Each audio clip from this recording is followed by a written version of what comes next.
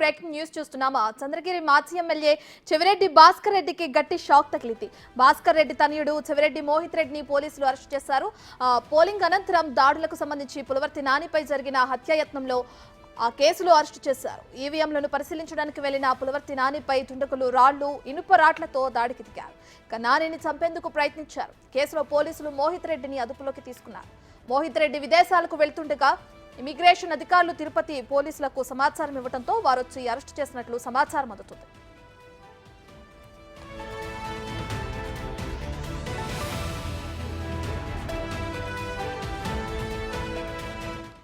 ఇక చంద్రగిరి మాజీ ఎమ్మెల్యే చెవిరెడ్డి భాస్కర్ రెడ్డికి గట్టి షాక్ తగిలింది. భాస్కర్ రెడ్డి తనయుడు చెవిరెడ్డి మోహిత్ రెడ్డిని పోలీసులు అరెస్టు చేశారు. ఇక పోలింగ్ అనంతరం దాడులకు సంబంధించి పులివర్తి నానిపై జరిగిన హత్యాయత్నం కేసులో అరెస్టు చేశారు. ఈవీఎంలను పరిశీలించడానికి వెళ్లిన పులివర్తి నానిపై దుండగులు రాళ్లు, ఇనుప రాడ్లతో దాడికి దిగారు. ఇక నానిని చంపేందుకు ప్రయత్నించారు. కేసులో పోలీసులు మోహిత్ రెడ్డిని అదుపులోకి తీసుకున్నారు. మోహిత్ రెడ్డి విదేశాలకు వెళ్తుండగా ఇమిగ్రేషన్ అధికారులు తిరుపతి పోలీసులకు సమాచారం ఇవ్వడంతో వారొచ్చి అరెస్టు చేసినట్లు సమాచారం. ఇదే అంశానికి సంబంధించి మరింత సమాచారాన్ని మా ప్రతినిధి దామోదర్ అందిస్తారు. రైట్ దామోదర్, ప్రస్తుతానికి మోహిత్ రెడ్డిని పోలీసులు అరెస్ట్ చేసినట్లు తెలుస్తుంది. ఆయన ఎక్కడున్నారు? రత్న, బెంగళూరు సమీపంలో అతన్ని అదుపులోకి తీసుకున్న పోలీసులు తిరుపతికి తీసుకొస్తున్నట్లు సమాచారం. సార్వత్రిక ఎన్నికల పోలింగ్ ముగిసిన తర్వాత కౌంటింగ్ రోజు పద్మావతి మహిళా యూనివర్సిటీలో కౌంటింగ్ కేంద్రాన్ని ఏర్పాటు చేసిన నేపథ్యంలో అక్కడ కౌంటింగ్ కేంద్రాన్ని పరిశీలనకు వెళ్తున్న తెలుగుదేశం పార్టీ అభ్యర్థి ప్రస్తుత ఎమ్మెల్యే పులివర్తి నాని సాయంత్రం 3:30 గంటల సమయంలో ఏదైతే పద్మావతి మహిళా యూనివర్సిటీలోకి ఎంటర్ అయ్యాడు. ఎంట్రన్స్ లో ఉన్న రిజిస్ట్రార్ కార్యాలయం ఎదుట ఆయన మీద దాడి జరిగింది. ఆయన కారు మీద సుత్తులతోనూ అదేవిధంగా బీరు బాటిల్స్ తోనూ రాళ్లతోనూ దాడి చేసిన నేపథ్యంలో అతని తలకు, అదే కాళ్లకు, భుజాలకు తీవ్రంగా గాయాలయ్యాయి.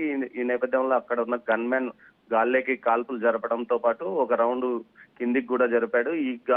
ఈ కాల్పుల్లో వైసీపీ కార్యకర్త ఒకరు గాయపడ్డ పరిస్థితి.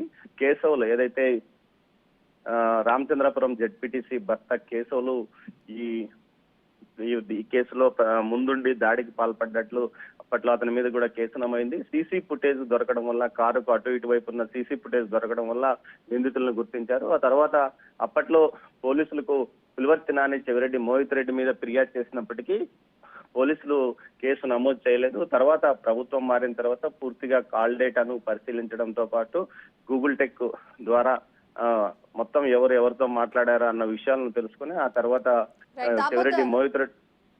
రత్న, చెప్పండి. అయితే ఇప్పుడు మోహిత్ రెడ్డిని అరెస్ట్ చేశారు కదా పోలీసులు, దానికి సంబంధించి వాళ్ళ నాన్న మాజీ ఎమ్మెల్యే చెవిరెడ్డి భాస్కర్ రెడ్డి ఏమైనా మాట్లాడారా, ఏమైనా స్పందించారా?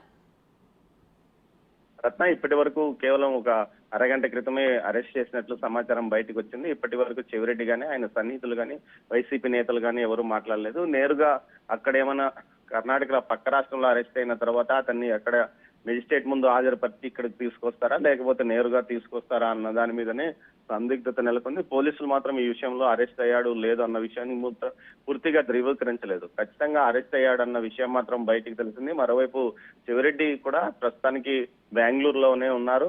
ఆయన ఈ విషయాన్ని లీక్ చేసినట్టు బయట టీడీపీ క్యాడర్ అనుకుంటుంది. మొత్తం మీద అయితే ఈ విషయాన్ని గురించి ఇప్పటికీ వైసీపీ నాయకులు కానీ, అటు టీడీపీ ఏదైతే చెవిరెడ్డి కానీ ఇంతవరకు స్పందించలేదు. రస్తా మరోవైపు ఈ రోజు రాత్రికి తీసుకుని వచ్చి అతన్ని రేపు ఏదైతే మెజిస్ట్రేట్ ముందు హాజరుపరుస్తారో రాత్రికి రాత్రే మెజిస్ట్రేట్ ముందు హాజరుపరిచే అవకాశం ఉందా అన్న విషయం మీదనే పోలీసులు భావిస్తున్నారు. మొత్తం మీద అయితే డిఎస్పీ గాని, సంబంధిత పోలీస్ స్టేషన్ సిఐ గాని ఇద్దరు సెలవులో ఉన్న పరిస్థితి.